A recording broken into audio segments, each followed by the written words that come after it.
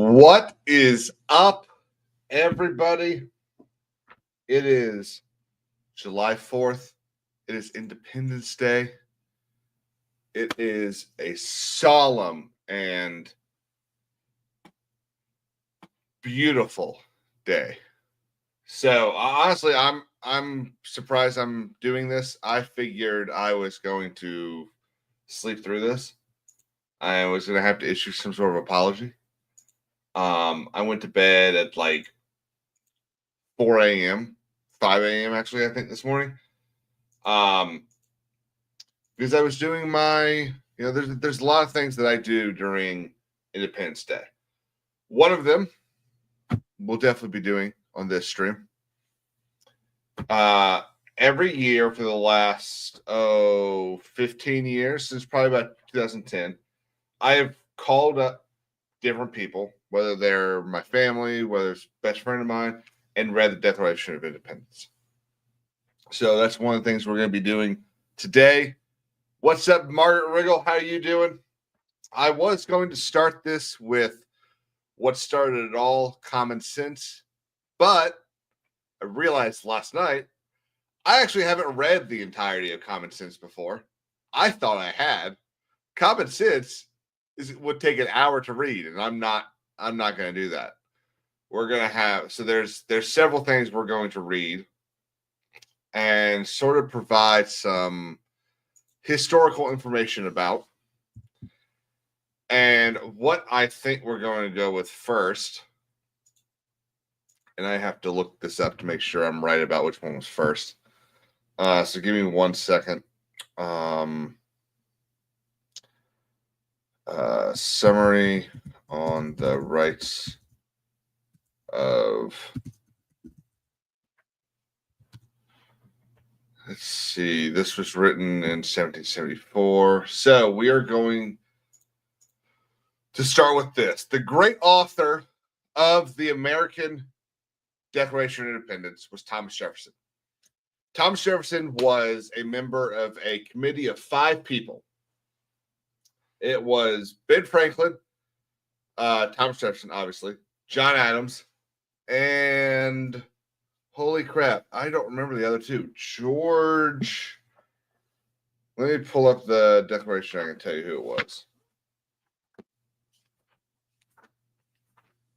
I think George Reed and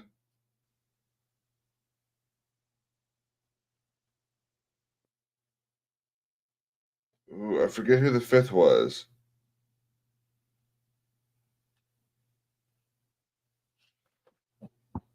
I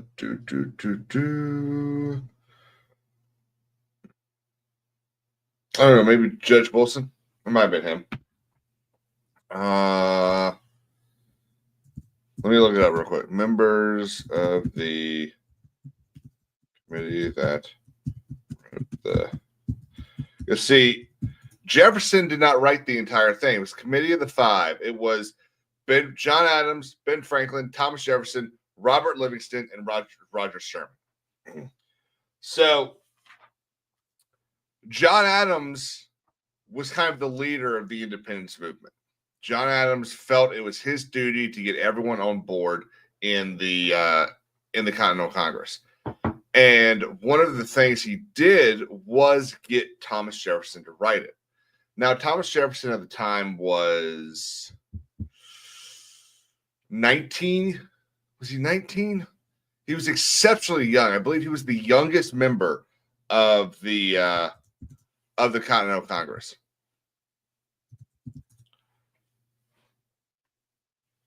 Sorry, he was 33. Maybe he wasn't the youngest member.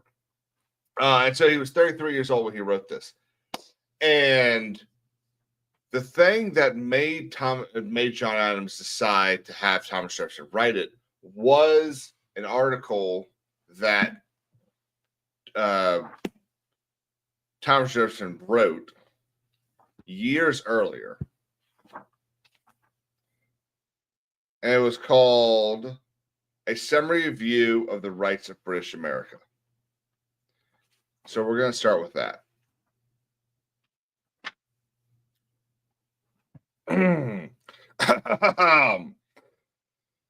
Resolved.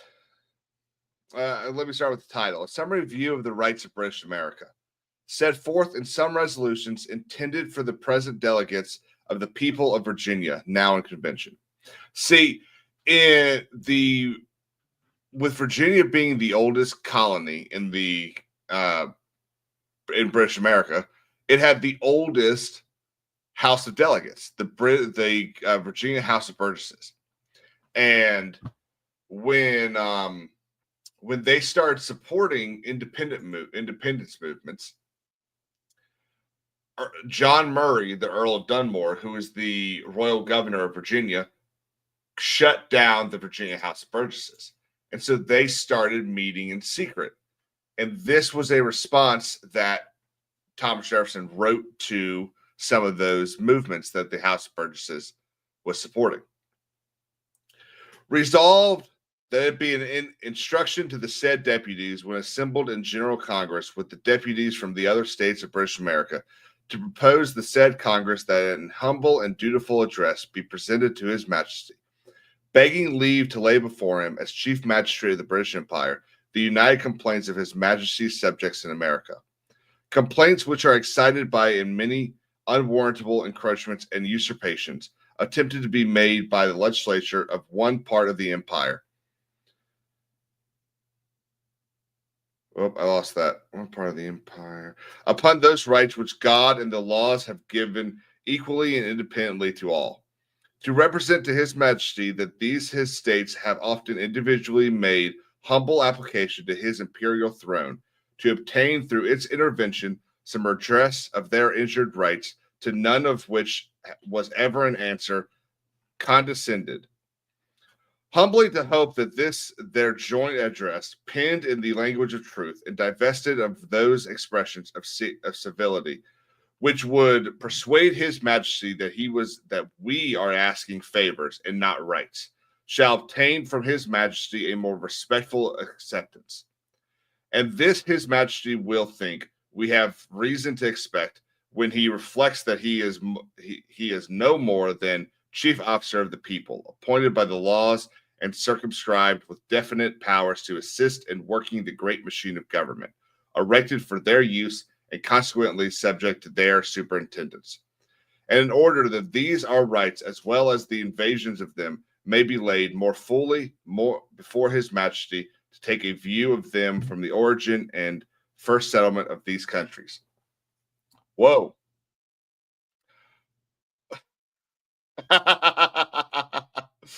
What's up, Jay, over on the Welcome to Rebellion podcast? Well, I was going to wait, but I didn't want to anymore.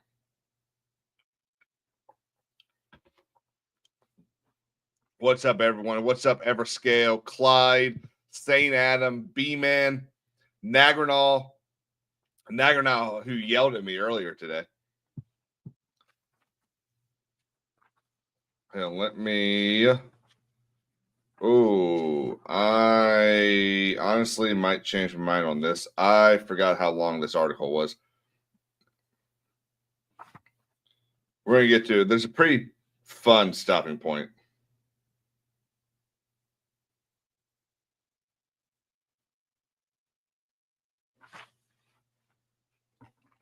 Actually, I have a better idea. I just thought about this too. So about a year after Jefferson writes this article,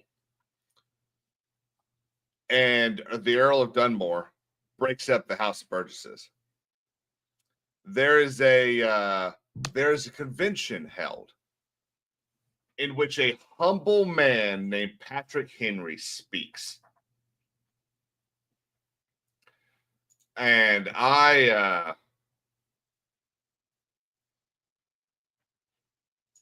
have that here up on my computer because I'd rather read it off my computer. It's great. I'll find it in my book. It's better.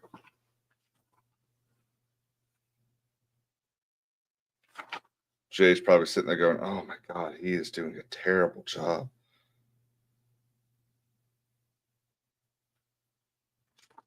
It starts on page 69.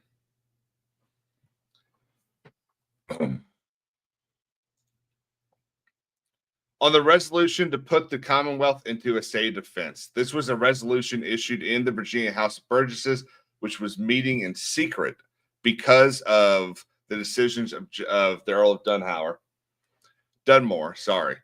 and they were trying to decide whether or not they were going to support the Boston militia in their fight against the British Empire. Mr. President, no man thinks more highly than I do of the patriotism as well as abilities of the very worthy gentlemen who have just addressed the House. But different men often see the same subject in different lights, and therefore I hope it will not be thought disrespectful to those gentlemen if, entertaining as I do, opinions of a character very opposite to theirs, I shall speak forth my sentiments freely and without reserve. This is no time for ceremony. The question before the House is one of awful moment to this country. For my own part, I considered it as nothing less than a question of freedom or slavery, and in proportion to the magnitude of the subject ought to be the freedom of the debate. It is only in this way that we can hope to arrive at truth and fulfill the great responsibility which we hold to God and our country. Should I keep back my opinions at such time through fear of giving offense, I should consider myself as guilty of treason towards my country and of an act of disloyalty towards the majesty of heaven, which I revere above all earthly kings. Again, another founding father that was not an atheist. Mr. President, it is natural to man to indulge in the illusions of hope. We are apt to shut our eyes against a painful truth and listen to the song of that siren till she transforms us into beasts. Is this the part of wise men engaged in a great and arduous struggle for liberty? Are we disposed to be of the number of those who, having eyes, see not, and having ears, hear not the things which so nearly concern their temporal salvation? For my part, whatever anguish of spirit it may cost, I am willing to know the whole truth, to know the worst, and to provide for it. I have but one lamp by which my feet are guided, and that is the lamp of experience. I know of no way of judging of the future but by the past. And judging by the past, I wish to know what there has been in the conduct of the British ministry for the last 10 years to justify those hopes with which gentlemen have been pleased to solace themselves and the House. Is it that insidious smile with which our petition has been lately received? Trust it not, sir. It will prove a snare to your feet. Suffer not yourselves to be betrayed with a kiss. Ask yourselves how this gracious reception to our petition comports with those warlike preparations which cover our waters and darken our land. Are fleets and armies necessary to a work of love and reconciliation? Have we shown ourselves so unwilling to be reconciled that force must be called in to win back our love? Let us not deceive ourselves, sir.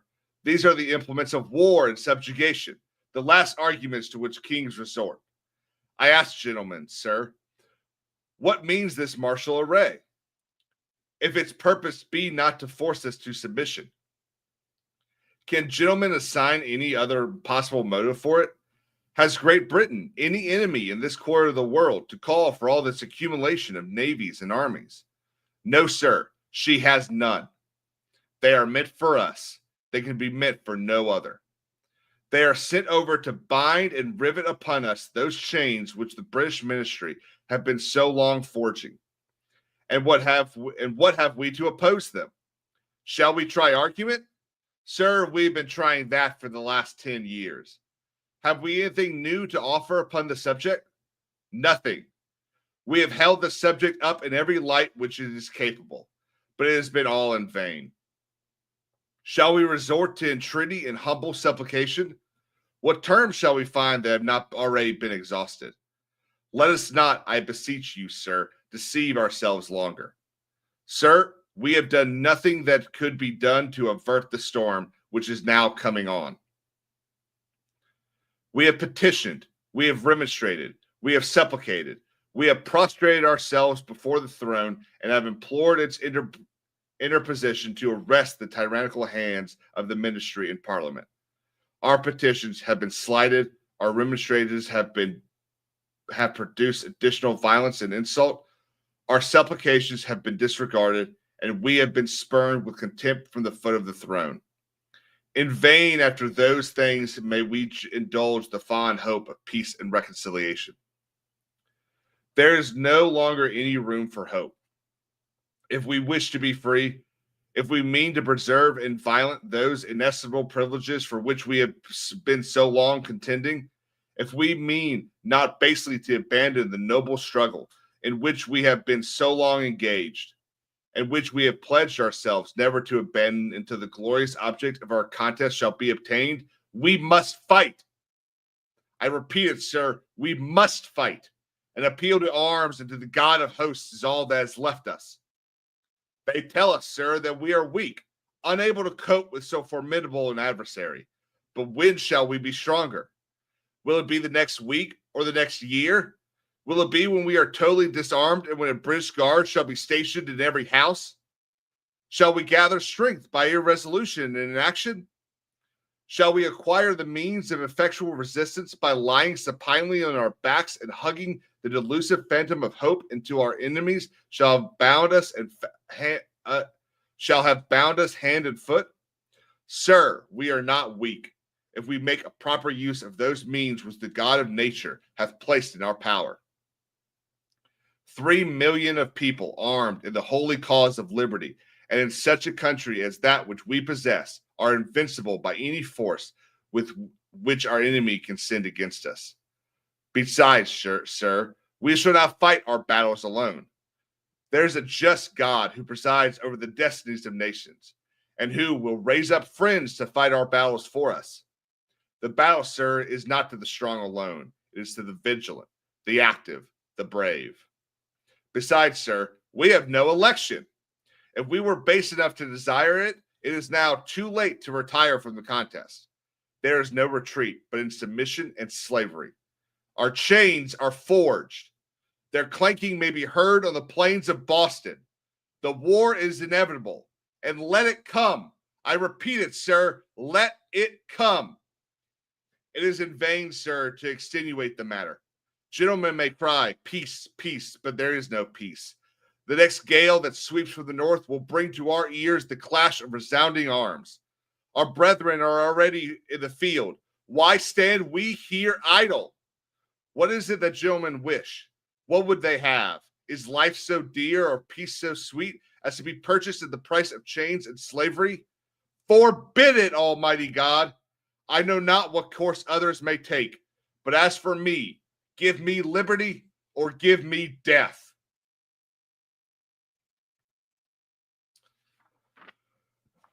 Whew. Beautiful words by Patrick Henry. Play the Medal of Honor game theme. If I play anything behind this, I'll get the entire stream will get cut down. Happy 4th, everybody. That was Patrick Henry and the Virginia House of Burgesses. Let's see.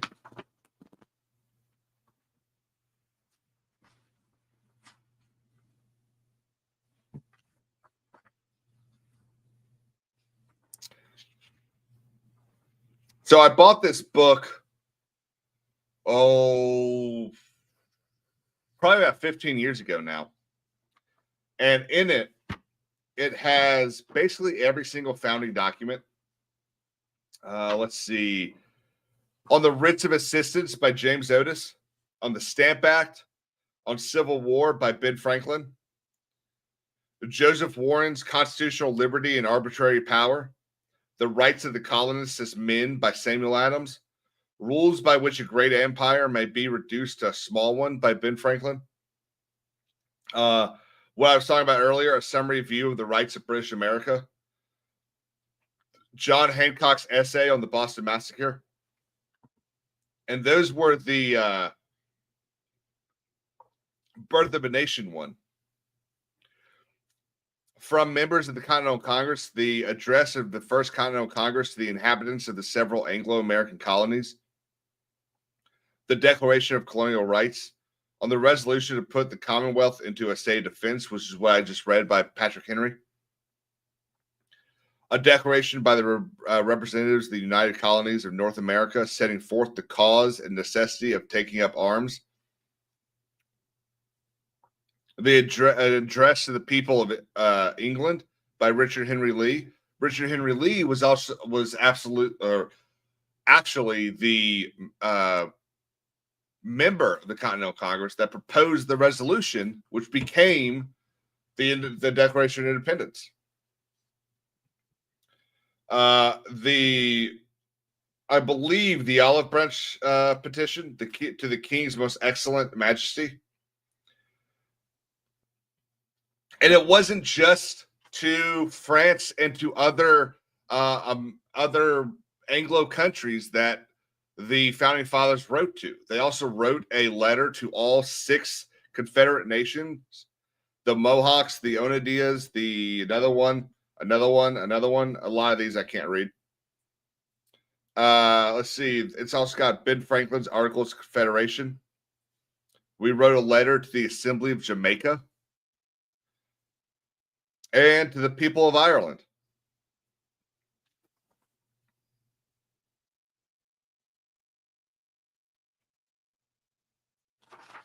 You know what?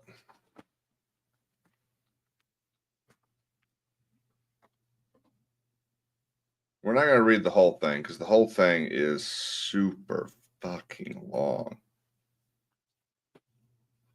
But what's up, KJL?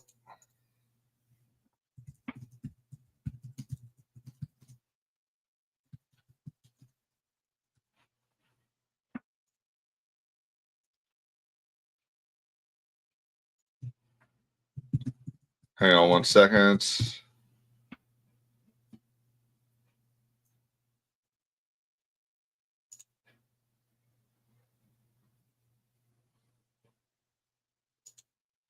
See, the idea of independence was a rather first-class idea for quite a while. And then I think he was Irish. No, he was English. An English-born author wrote a pamphlet called Common Sense. It's a 47-page pamphlet published across the country. And it is what gave so many people, it put 2 words in the common tongue, in the common vernacular, the reasons for independence.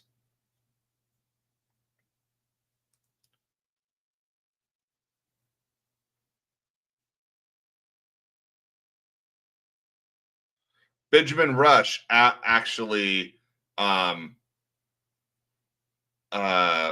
helped publish the article or pamphlet. And Benjamin Rush was one of Pennsylvania's signers of the Declaration of Independence. 100,000 copies were sold in 1776.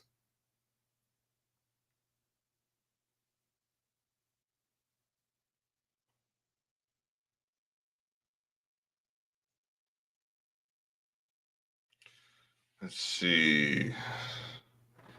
I'm trying to see. I am going to read a section of it, but I want to see which one I should, because there's a lot of there's 5 sections to it, and some of them appeal more to today's going ons. Jonas, I am going to read the breakup letter in a little bit. I'm not reading it right this minute, otherwise, very short stream. But I'm probably going to read it close to the top of the hour.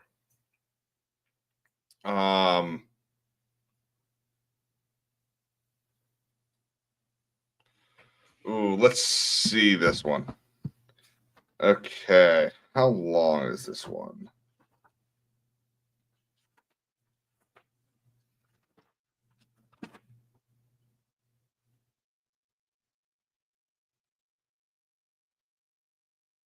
All right, let's go with this one first. So it will come as no news to everyone that the instigator of most of what was going on was Boston. Boston was the instigator for most of the stuff going on in 1776. And it was down to two men. There were two men that really pushed the envelope. The first was Samuel Adams. The second was his cousin, John Adams. Now, John Adams was a loyalist for a large portion of his life. He was a lawyer for the colony of Massachusetts, and actually defended the British soldiers accused of murder during the Boston Massacre, and was so furious at the king's reaction to that. So a couple of months after he got the British soldiers off, the king issued a writ basically saying that all British soldiers would be sent overseas to England to be tried for any offenses. And this angered him to no end because he had just used the power of English law to get these soldiers off. That he had given them a fair trial, that they had received a fair trial in the city in which they had killed 5 people. And they had still received a fair trial. He was so angry at it that was almost the single incident that flipped him from a loyalist to a Sons of Liberty, like his cousin Sam, who started the organization. So, November 20th of 1772, Sam Adams wrote an article from the Committee of Correspondence to the Boston Town Meeting, entitled The Rights of the Colonists as Men. Among the natural rights of the colonists are these: first, a right to life; second, to liberty; third, to property, together with the right to support and defend them in the best manner they can. Gee, sounds kind of familiar. These are evident branches of, rather than deductions from, the duty of self-preservation, commonly called the first law of nature. All men have a right to remain in a state of nature as long as they please, and in case of intolerable oppression, civil or religious, to leave the society they belong to and enter into another. Whether men enter into society it is by voluntary consent, and they have a right to demand and insist upon the performance of such conditions and previous limitations as form an equitable original compact. Every natural right not expressly given up or from the nature of a social compact necessarily ceded remains. Once again, sounds like the 10th Amendment. All positive and civil laws should conform as far as possible to the law of natural reason and equity. As neither reason requires nor religion permits the contrary, every man living in or out of a state of civil society has a right peaceably and quietly to worship God according to the dictates of his conscience. Just and true liberty, equal and impartial liberty, in matters spiritual and temporal, is a thing that all men are clearly entitled to by the eternal and immutable laws of God and nature, as well as by the laws of nations and all well-rounded and municipal laws, which must have their foundations in the former. Clyde for 5 says, celebrating by sipping my Earl Grey. Oh, Clyde. Come on. Earl Grey tea. You're better than that. Just and true liberty, equal and impartial liberty. In matters. Oh, sorry, I already read that one. In regard to religion, mutual toleration in the different professions thereof is what all good and candid minds in all ages have ever practiced, and both by precept and example inculcated on mankind. Wow, doesn't it suck when you pull a J? It is now generally agreed among Christians that this spirit of toleration, in the fullest extent consistent with the being of civil society, is the chief characteristical mark of the true church. In so much that Mr. Locke has asserted and proved beyond the possibility of, next page, contradiction on any solid ground, that such toleration ought to be extended to all whose doctrines are not subversive of society. The only sects which he thinks ought to be, and which by all wise laws are excluded from, oh, hang on.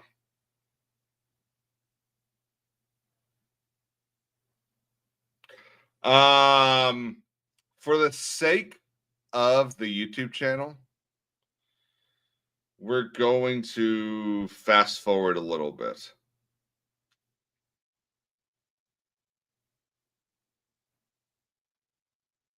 Yeah, we're gonna skip just a little bit. It's not really anti anything, but just out of an abundance of caution.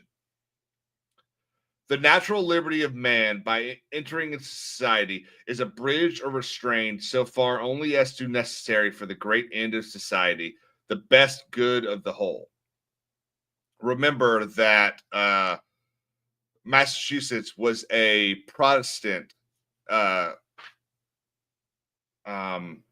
colony, and on top of being Protestant, they were Puritans. So very, let's call it, based opinions.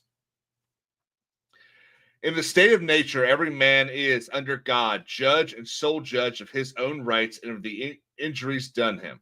By entering into society, he agrees to be an arbiter or indifferent judge between him and his neighbors, but he no more renounces his original right, thereby taking a cause out of the ordinary course of law and leaving the decision to referees or indifferent arbitrators. In the last case, he must pay the referee for time and trouble. He should also be willing to pay his just quota for the support of the government, the law, and the Constitution, the end of which is to furnish indifferent and impartial judges in all cases that may happen, whether civil, ecclesiastical, marine, or military. Basically saying that every member of society, if they want to be a member of society and receive the goods and the gifts and the benefits of being a member of society, should be willing to give up his fair share to support that society. Basically, taxes. But that once you are forced to give above your fair share, let hell reign.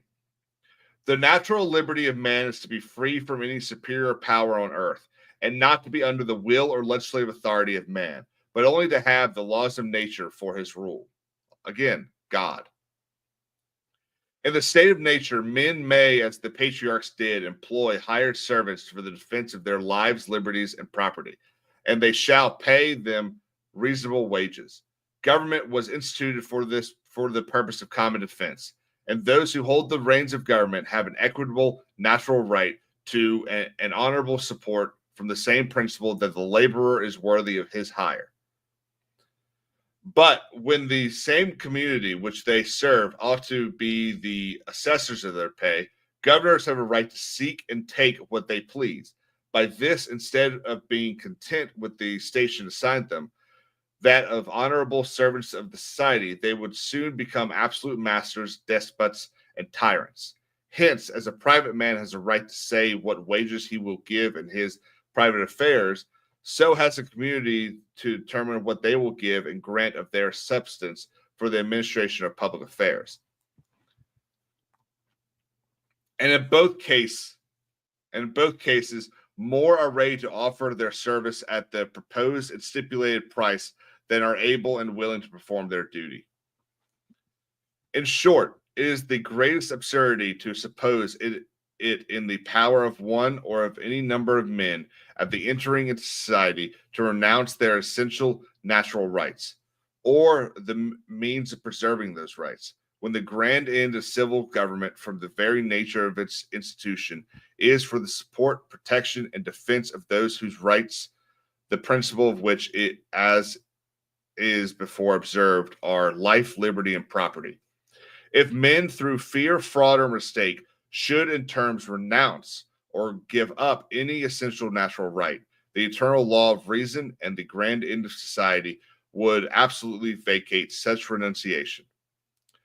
The right of freedom being the gift of God Almighty is not in the power of man to alienate this gift and voluntarily become a slave. And what I love about that is it is echoed in the American Crisis.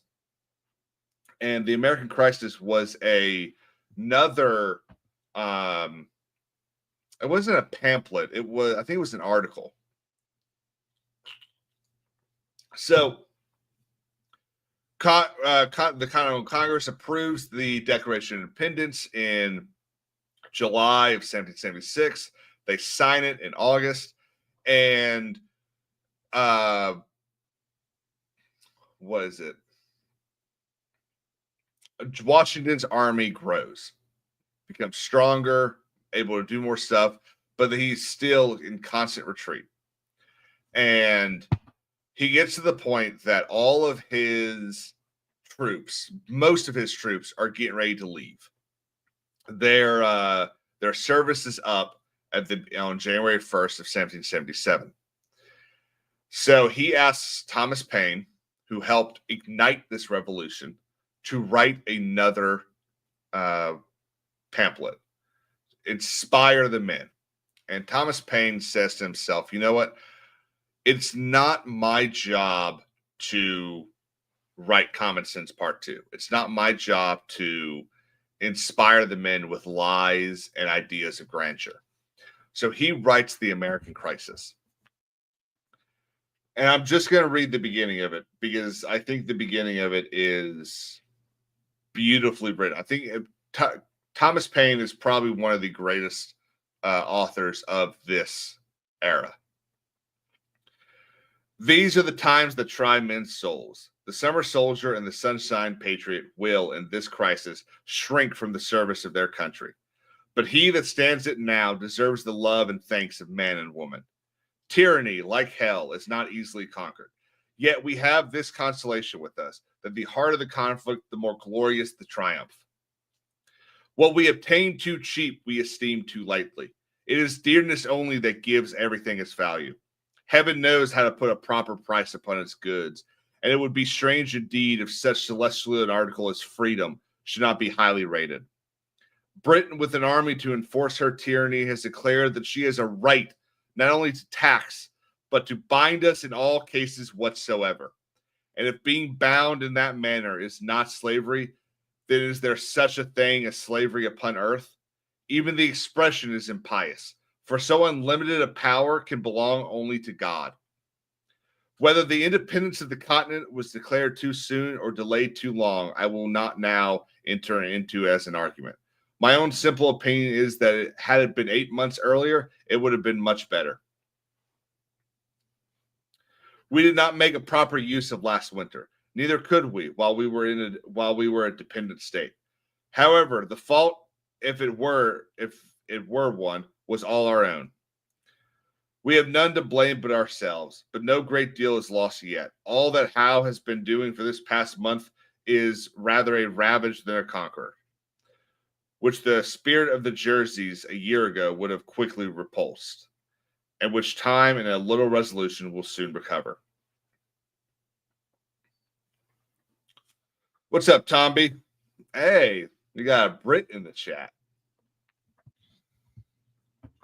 That is Thomas Paine's American Crisis.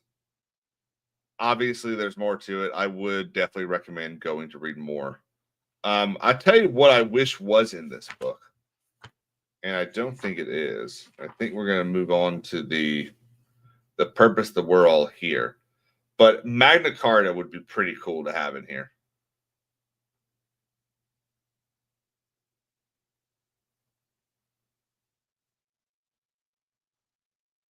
Yeah, that's too bad it's not. That would be pretty cool.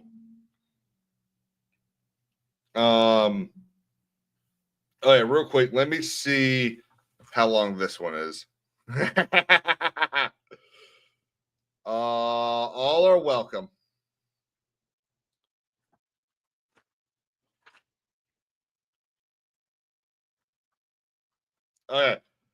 going to do this last one. I've never read this one before, so reading it could be iffy.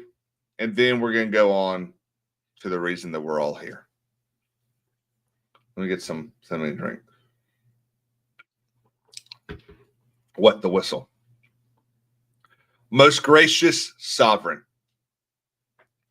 we, your majesty's faithful subjects of the colonies of New Hampshire, Massachusetts Bay, Rhode Island, and Providence Plantations, Connecticut, New York, New Jersey, Pennsylvania, the counties of Newcastle, Kent, and Sussex on Delaware, Maryland, Virginia, North Carolina, and South Carolina, in behalf of ourselves and the inhabitants of these colonies who have deputied us to represent them in General Congress, entreat your majesty's gracious attention to this our humble petition. B-man, I'll look for some, don't worry. The union between our mother country and these colonies and the energy of mild and just government produced benefits so remarkably important and afforded such an assurance of their permanency and increase that the wonder and envy of other nations were excited while they beheld Great Britain rising to a power the most extraordinary the world had ever known. Her rivals, observing that there were no probability of this happy connection being broken by civil dissonance and apprehending its future efforts, if left any longer undisturbed, resolved to prevent her receiving such continual and formidable accessions of wealth and strength by checking the growth of these settlements from which they were to be derived. In the prosecution of this attempt, events so unfavorable to the design took place that every friend to the interest of Great Britain and in these colonies entertained pleasing and reasonable expectations of seeing an additional force and exertion immediately given to the operations of the Union, hitherto experienced by an enlargement of the dominions of the crown and the removal of ancient and warlike enemies to a greater distance. He's talking about winning the French Indian War right there. At the conclusion, therefore, of the late war, here we go, the most glorious and advantageous that ever had been carried on by British arms, your loyal colonists having contributed to its success, by such repeated and strenuous exertions as frequently procured them the distinguished approbation of your majesty, of the late king, and of parliament, doubted not, but that they should be permitted with the rest of the empire to share in the blessings of peace and the emoluments of victory and conquest. Oh, this is turning out to be rough, guys. While these recent and honorable acknowledgments of their merits remained on record in the journals and acts of the August legislature, that's the Parliament, undefaced by the imputation or even the suspicion of any offense, they were alarmed by a new system of statutes and regulations adopted for the administration of the colonies that filled their minds with the most painful fears and jealousies. And their inexpressible astonishment perceived the danger of a foreign quarrel quickly succeeded by domestic danger, in their judgment of a more dreadful kind. Nor were these anxieties alleviated by any tendency in this system to promote the welfare of their mother country.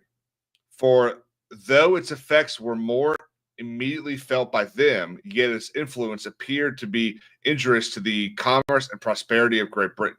Don't forget that one of the things that Britain did after the French Indian War was they made it illegal for the colonies to trade with other countries. You couldn't, if you were here in South Carolina, you couldn't sell your cotton or your indigo or your tobacco to France. You could only sell it to Britain. We shall decline the ungrateful task of describing the irksome variety of artifacts practiced by many of your majesty's ministers, the delusive pretenses, fruitless terrors, and unveiling severities that have from time to time been dealt out by them, and their attempts to execute this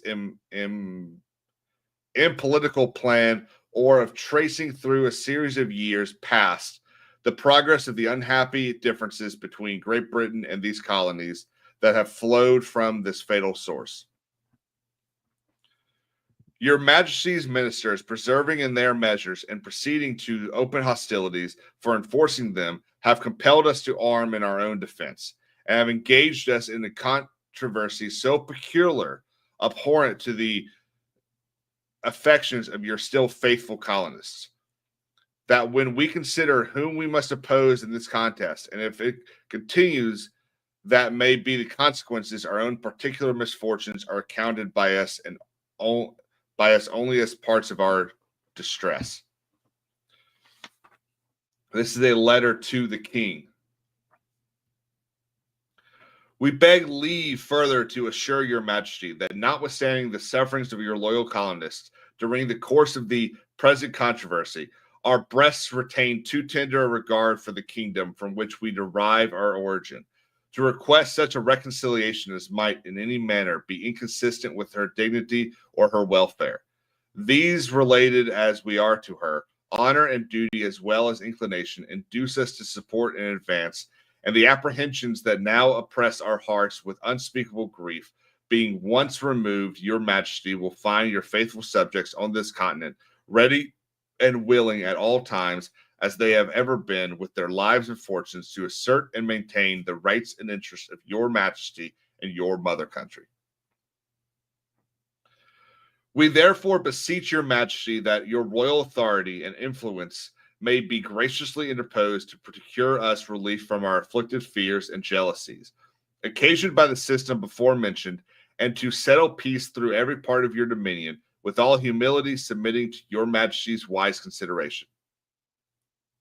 Whether it may not be expedient for facilitating those important purposes, that your majesty be pleased to direct some mode by which the united applications of your faithful colonists to the throne in pursuance of their common counsels may be improved into a happy and permanent reconciliation, and that in the meantime measures may be taken for preventing the further destruction of the lives of your majesty's subjects, and that such statutes as more immediately distress any of your majesty's colonies may be repealed.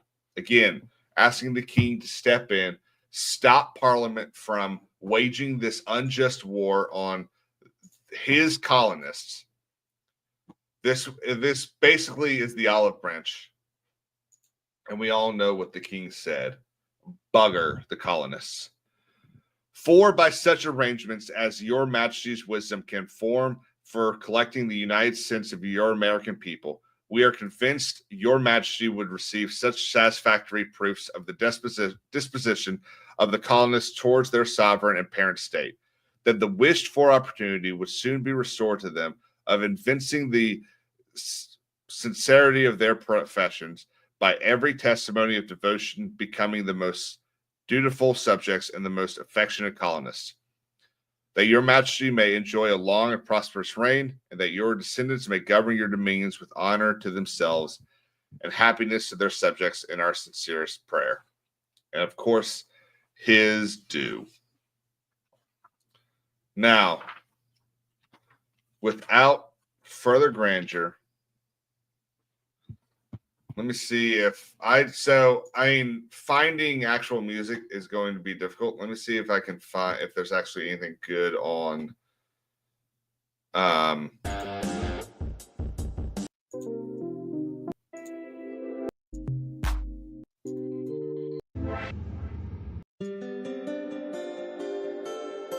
well, no, it's good. All their music sucks. Margaret, be safe. Happy July 4th. Have a great Independence Day. And here we go. Do we have B-Man? You got any suggestions before I start it?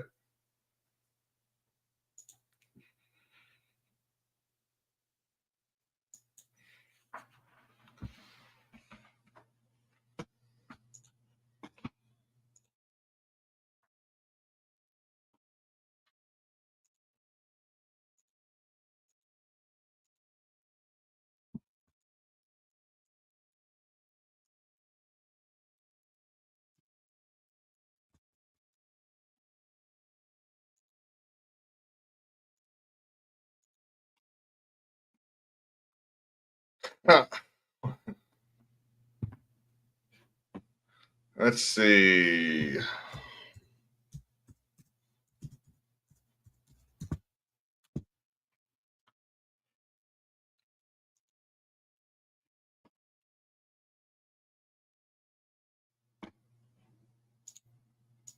Mm,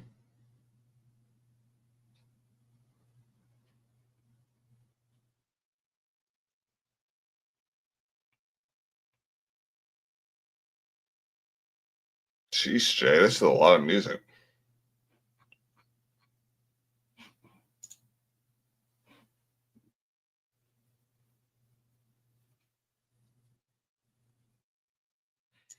I was thinking the pirate one might work.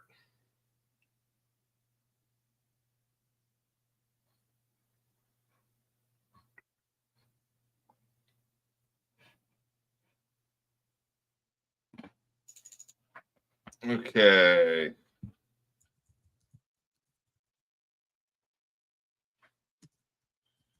Let's see what we get with American Music Lo-Fi.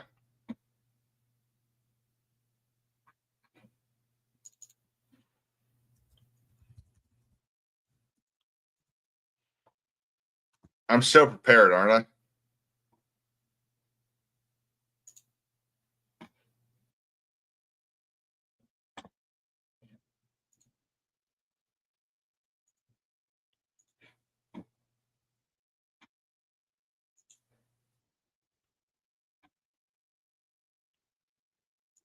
We can do this. This is not too bad.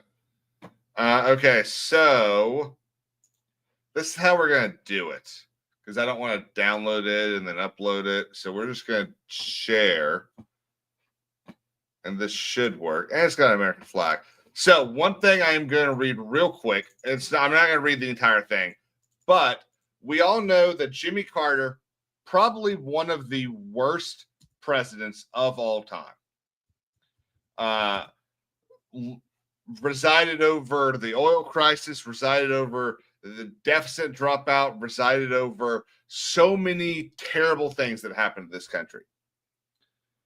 But in 1978, I believe it was, he had a speech that was that at least had a part of it that was perfection.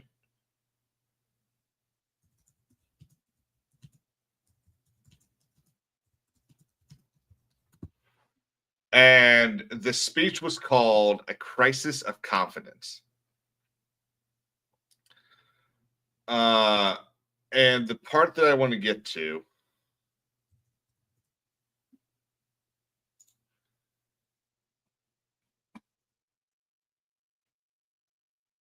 let's see.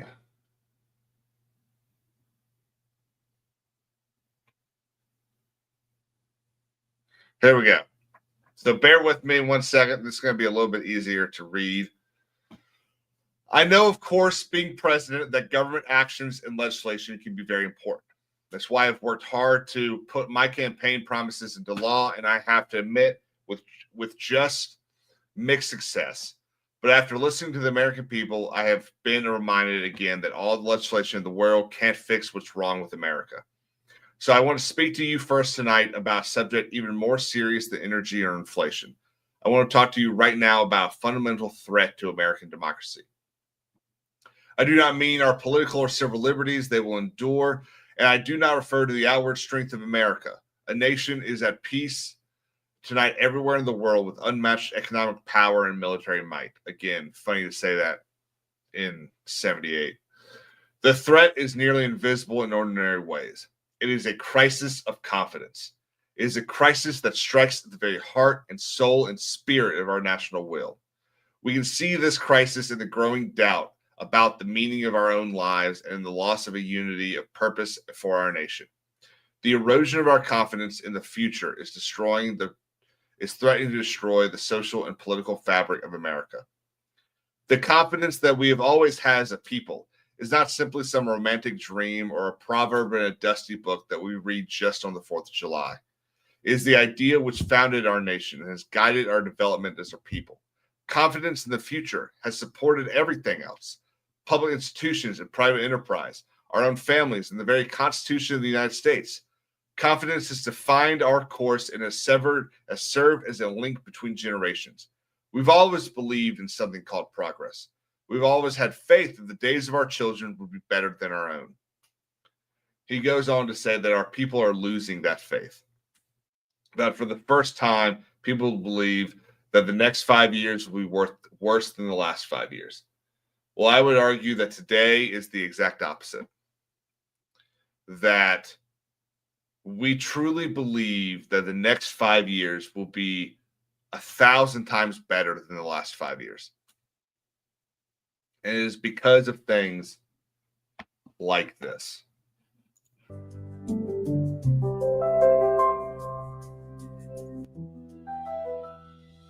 I don't want to be too loud over me. Okay. The Declaration of Independence. In Congress, July 4th, 1776. The unanimous declaration of the 13 United States of America.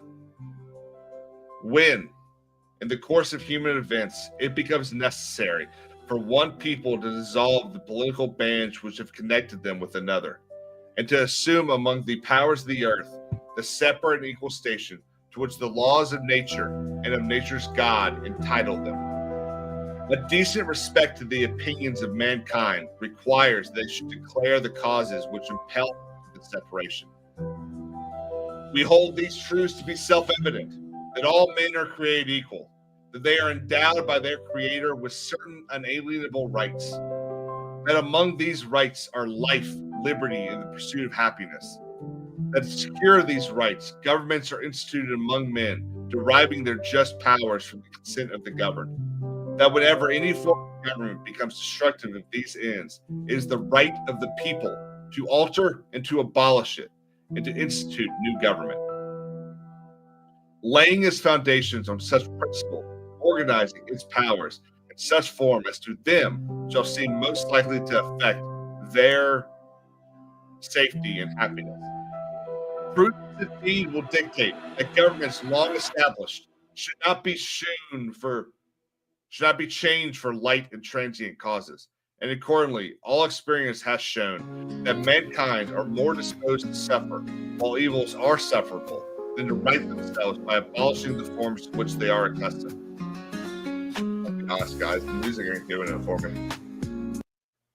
So I'm gonna leave the flag flying, but I'm gonna mute that. It ain't working for me.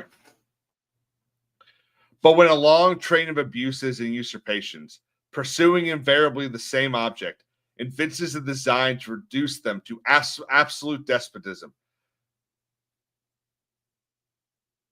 it is their right, it is their duty to throw off such government and provide new guards for their future security. Such has been the patient sufferance of these colonies, and such is now the necessity which constrains them to alter their former system of government. The history of the present King of Great Britain is a history of repeated injuries and usurpations, all having in direct object the establishment of an absolute tyranny over these states. To prove this, let facts be submitted to a candid world. He has refused his assent to laws, the most wholesome and necessary for the public good. He has forbidden his governors to pass laws of immediate and pressing importance, unless suspended in their operation, till his assent should be obtained, and when so suspended, he has utterly neglected to attend to them. He has refused to pass other laws for the accommodation of large districts of people, unless those people would relinquish the rights of representation in the legislature, a right inestimable to them and formidable to tyrants only. He has called together legislative bodies at places unusual, uncomfortable, and distant from the repository of their public record, for the sole purpose of fatiguing them into compliance with his measures. He has dissolved representative houses repeatedly for opposing with manly firmness his invasion on the rights of the people. He has refused for a long time after such dissolutions to cause others to be elected, whereby the legislative powers, incapable of annihilation, have returned to the people at large for their existence. the state remaining, in the meantime, exposed to all the dangers of invasion from without and convulsions within.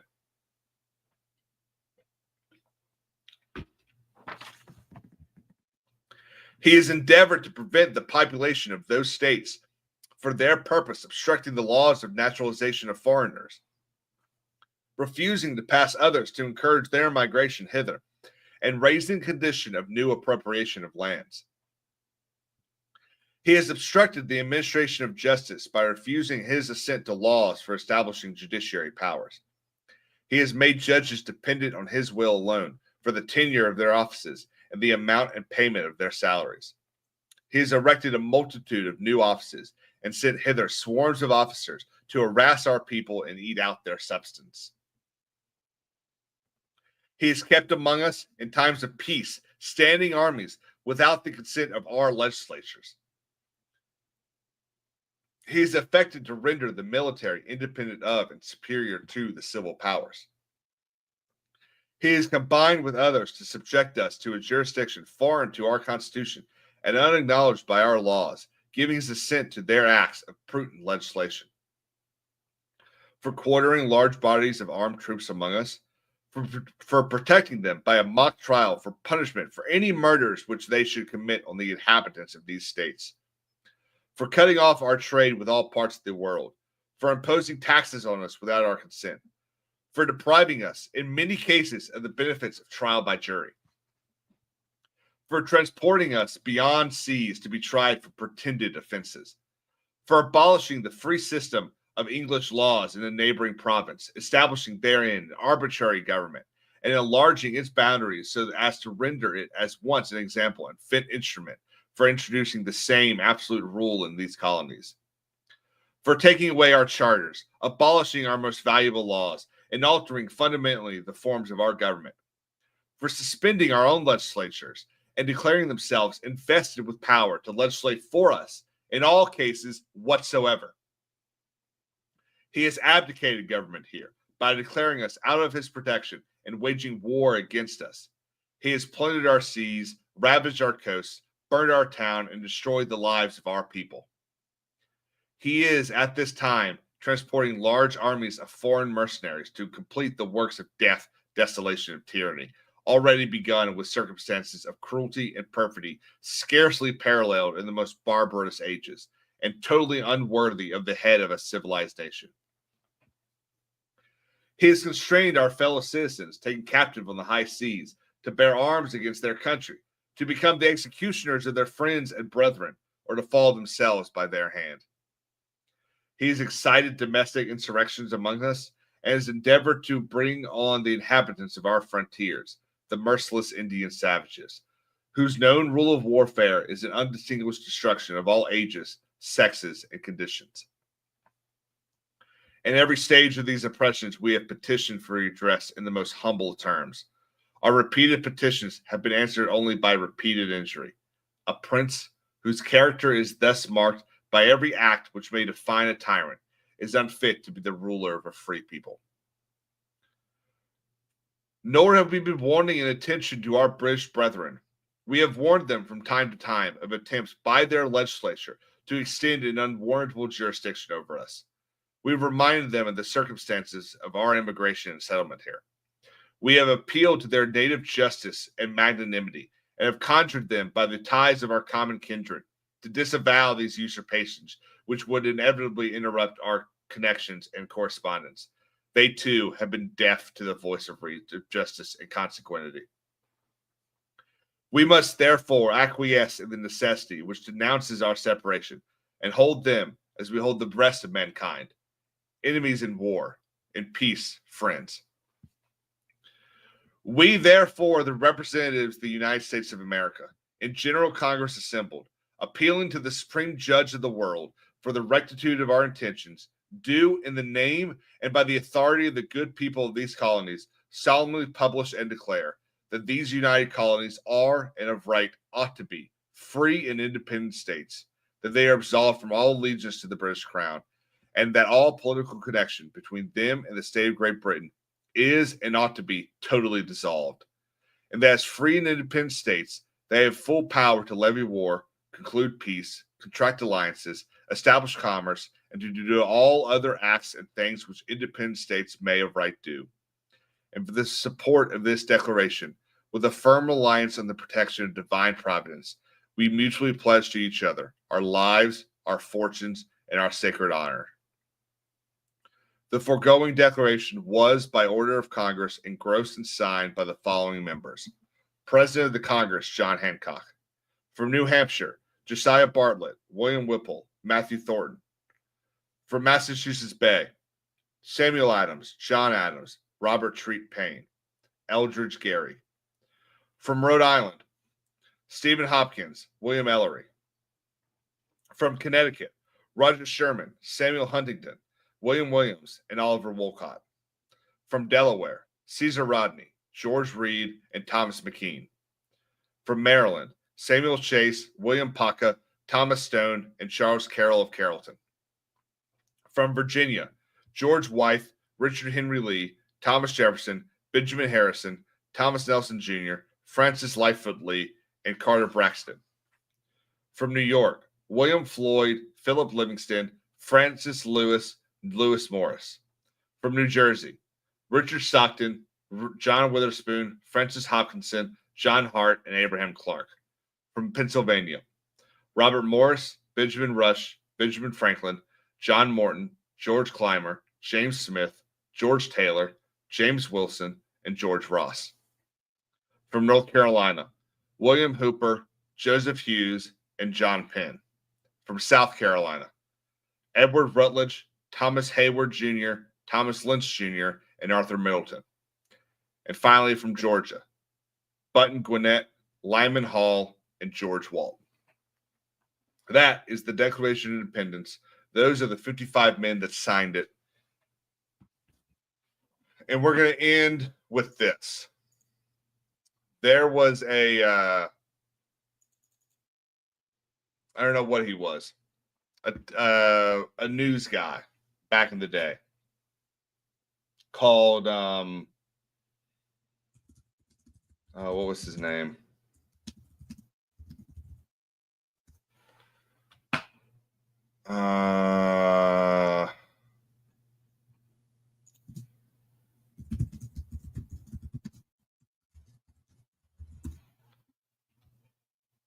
Paul Harvey.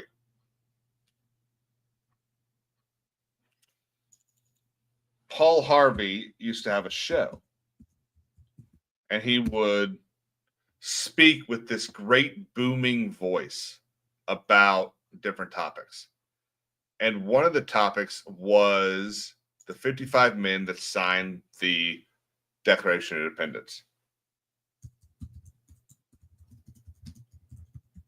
And I'm going to play it knowing full well that we're probably not going to be able to get to the end of it because I'm probably going to get canned because of it. But we're going to play it anyway. And I'm going to also share the link in the chats. If we get turned off, I think everyone should go finish watching it.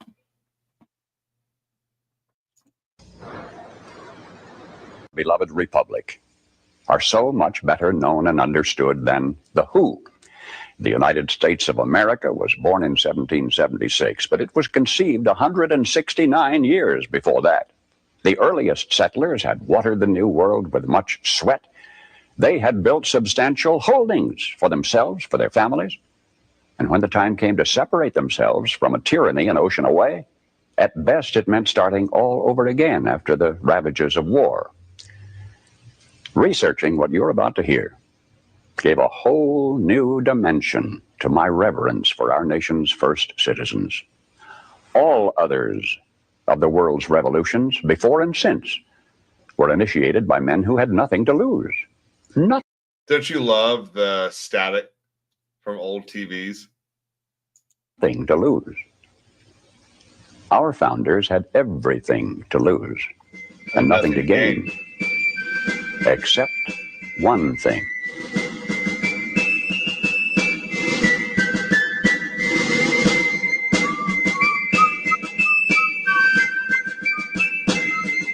Hello, Americans. I'm Paul Harvey. You remember the cherry tree fiction a long time after you have forgotten the more earth-shaking history-making episodes in the life of George Washington. You have misplaced in your memory the details of Ben Franklin's statesmanship, but you remember his flying a kite. Joyce Kilmer was a great military hero, but the only thing you personally recall about him is his poetic tribute to trees.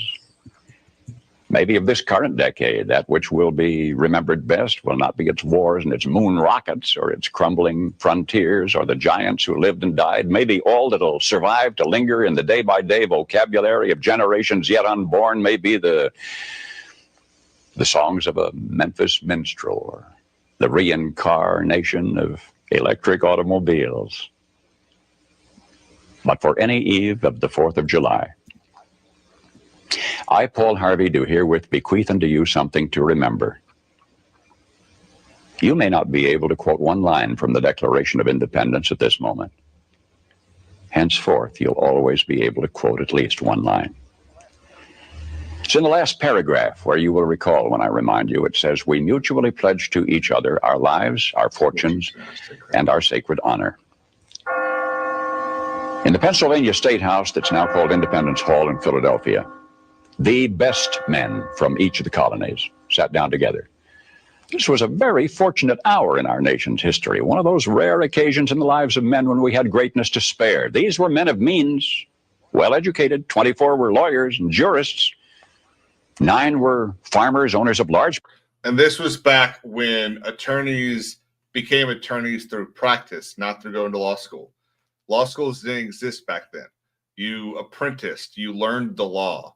You went and you read the books, and you actually had to prove that you knew it. You couldn't just pass the test. Plantations.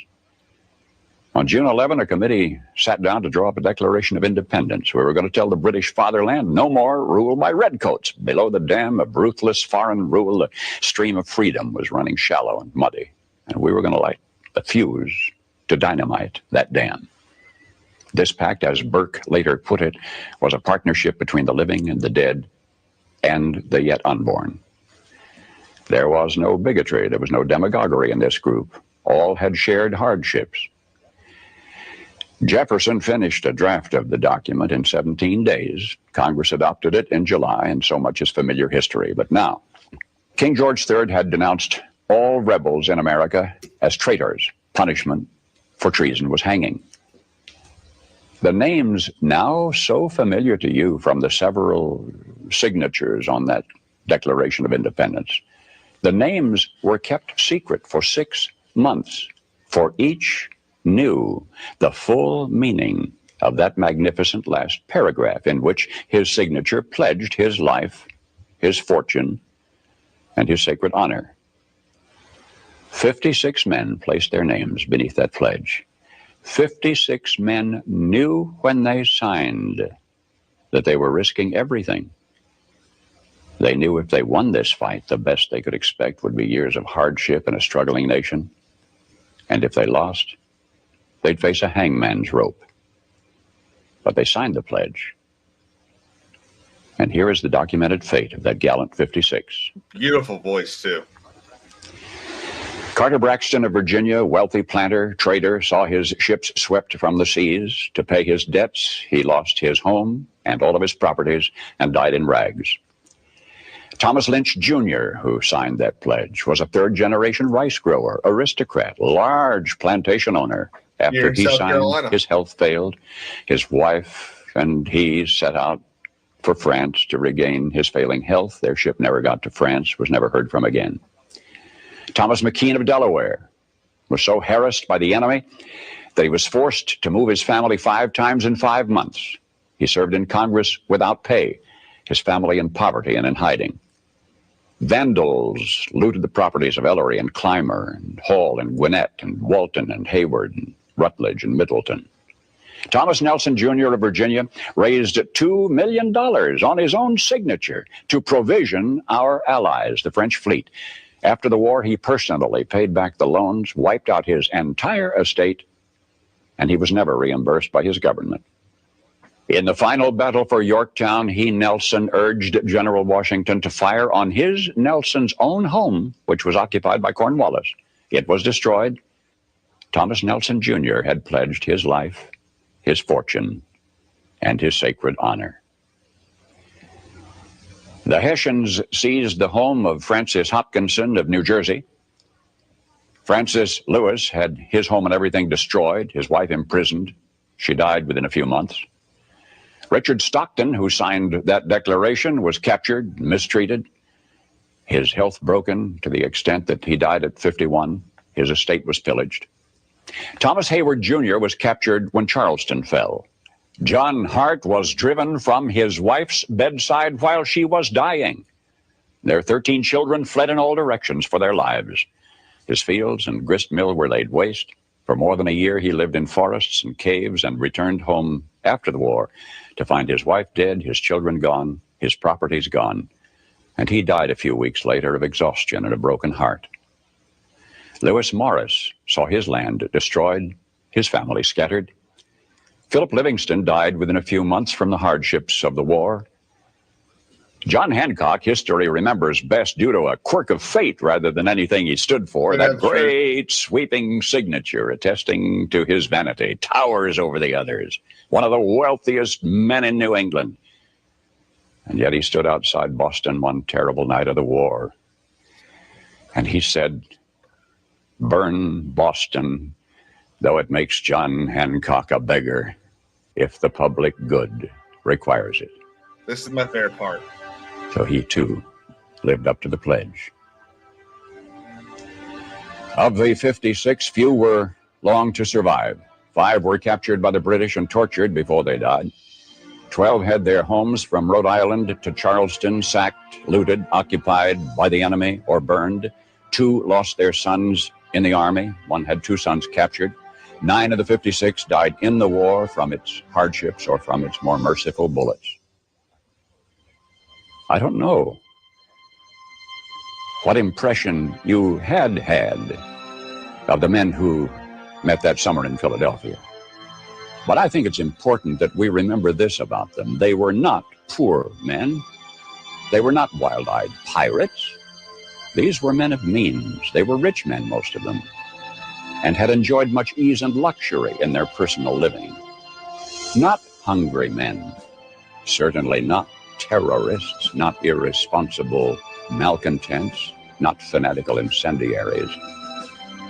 These men were prosperous men, wealthy landowners.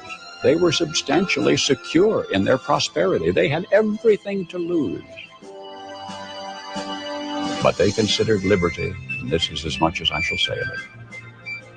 They had learned that liberty is so much more important than security, that they pledged their lives, their fortunes, and their sacred honor. And they fulfilled their pledge. They paid the price. And freedom was born. And not only were they wealthy, were they rich, were they men of means, not only that, but everything they did, with the exception of waiting those 6 months to actually release the names, everything they did out in the open. Everyone knew who the members of the Continental Congress were. They didn't hide who the members were. In fact, when they voted on the Declaration of Independence, the leader of the other side, Philip Livingston, right? Am I right about that?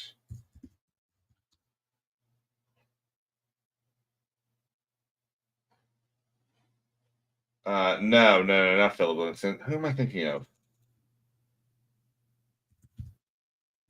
Pennsylvania delegates to Continental Congress. John Dickinson. John Dickinson was an ardent supporter of the king. Said that we should not go to war with the mother country. Not only will we lose, but we are British. How dare we think we can fight the king? And John Hancock, just after they signed or they voted on the Declaration of Independence, said that no man should be allowed to sit in this body without affixing his name to it, forcing John Dickinson to resign as a member of the Pennsylvania delegation. But John Dickinson was still a huge patriot. So after he resigned, he joined the army and fought for this country. So even those that believed in unification and believed in peace understood that that there was a fight to have.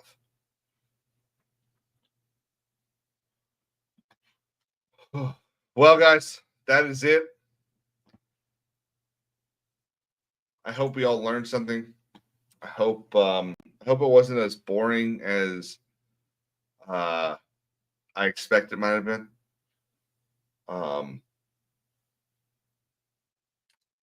July 4th has always been a big thing for me. Not just Independence Day and stuff like that, but one of the delegates to the first Continental Congress was an ancestor of mine, Christopher Gaston. In fact, Christopher Gaston was recalled to become the new governor of Charleston and to aid in the defense of Charlestown from Congress in, I think it was April of 1776. So had the British waited 2 more months to sail down and try to attack Charleston, my ancestor would have signed that document. And that would have been awesome. I'm going to end it on Jerry's poem. Let me scroll up and get to it. It started with "Give me liberty or give me death." A group of former Englishmen took arms to their last breath. With strong mind and iron in their heart and soul, victory and new nation their only goal. Well said, Jerry. Well said. Guys, we'll be back maybe later tonight with some video games. We might do some more Death Stranding. I'm hoping we're going to be playing some Pirates with the crew. We'll see. Don't forget the reason for the day. It's not just a day off. It is a party. It is a celebration of those first Americans, that first generation of Americans that literally put everything on the line. They put their families, their money, their property, their honor. Who today do we know that would be willing to do that? I don't know many. Until next time, guys, peace out. I don't really have an ending. We're just going to end it here.